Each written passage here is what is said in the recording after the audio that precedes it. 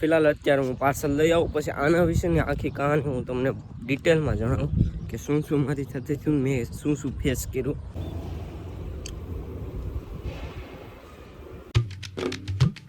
Hello YouTube family, હું છું તમારો પ્રિય કાનબા ને તમારું સ્વાગત છે કાનબા વ્લોગ્સની અંદર. તો ભાઈ મસ્ત મજાનું ગુડ મોર્નિંગ થઈ ગયું છે ને ભાઈ આજનો બ્લોગ સ્ટાર્ટ કરી દીધો છે 9 વાગ્યામાં. તો આજનો બ્લોગ પૂરો જોજો, મજા આવશે. ત્યારે આપણી સાથે થઈ ગયા છે દિવ્યેશભાઈ અને જિગ્નેશ ને અમે જઈએ છીએ ભાઈ ભરતાની વાડીએ.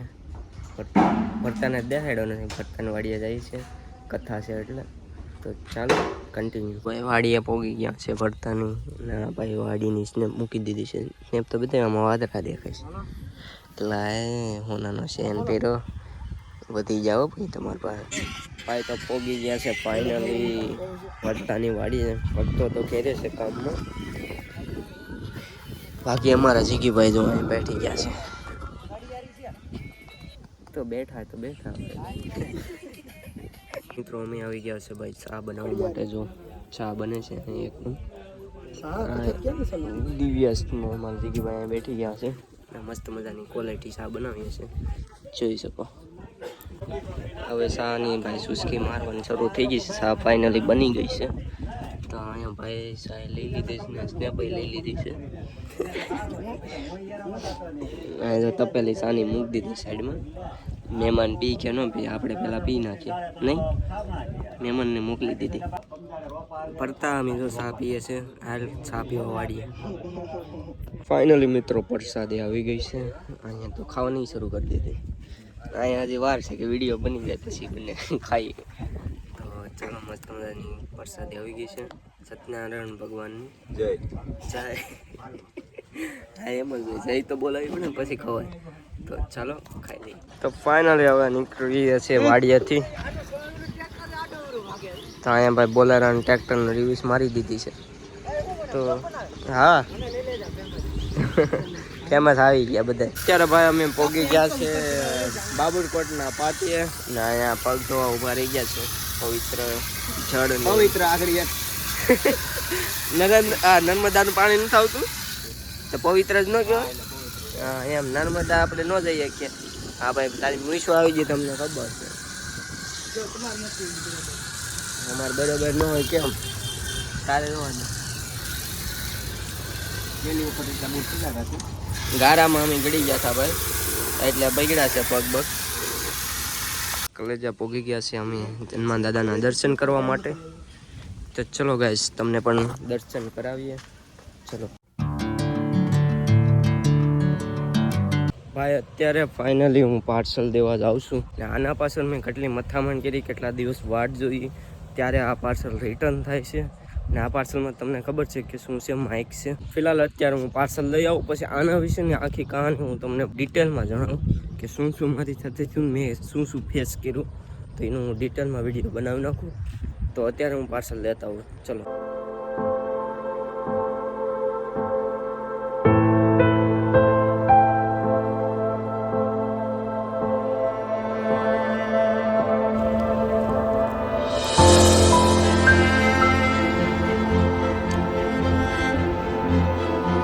અત્યારે મિત્રો જો ઘરે મસ્ત મજાના ત્યારબાદ નાહી ધોઈને બેઠા છે.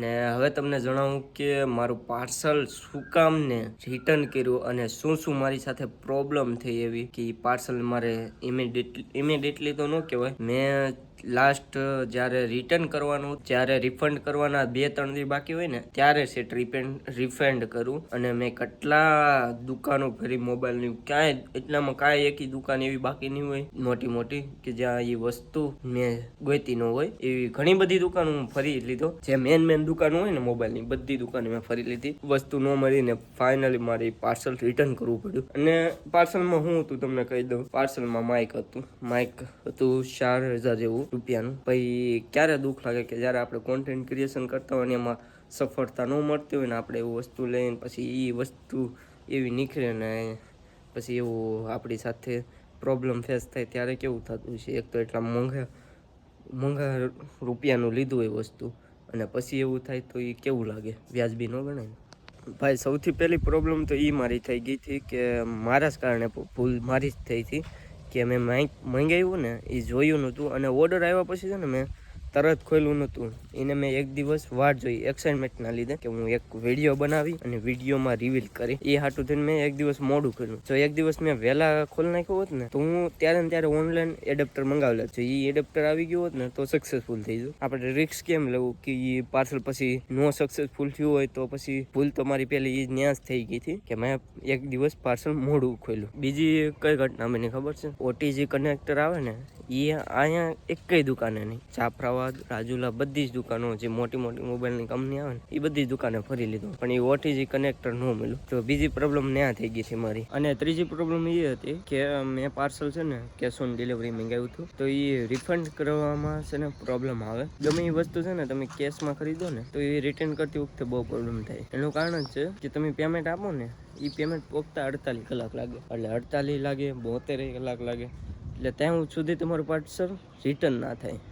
એમ કરીને મારે 7 થી 8 દિવસ વયા ગયા. અને હવે સૌથી પ્રોબ્લેમ એ જ છે મિત્રો કે બધું થઈ ગયું, પ્રોસેસ થઈ ગયું, પાર્સલ રિટર્ન થઈ ગયું, પણ જે પેમેન્ટ મેં કર્યું હતું ને રિફંડ આવવું જોઈએ ને એ 10 દિવસ આમાં બતાવે છે.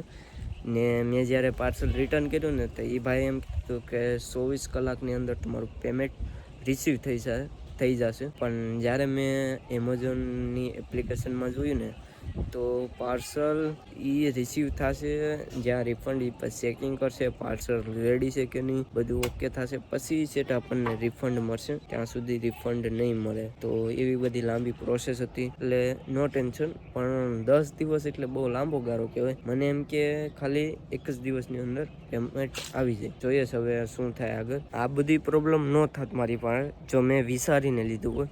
મેં ઉતાવળમાં પરચેસ કરી નાખ્યું. મેં કીધું ડિસ્કાઉન્ટ છે તો જલ્દીમાં પરચેસ કરી નાખી, નહીંતર પાછા ભાવ વધી જાય.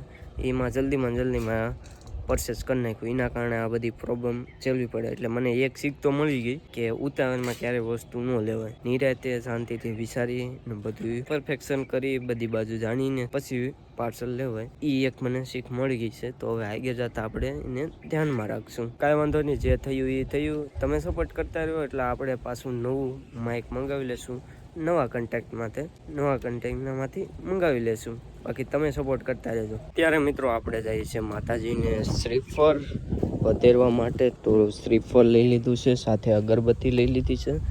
તો ચાલો મેલડીમાં ને વધારતા આવીએ. જય મેલડીમાં.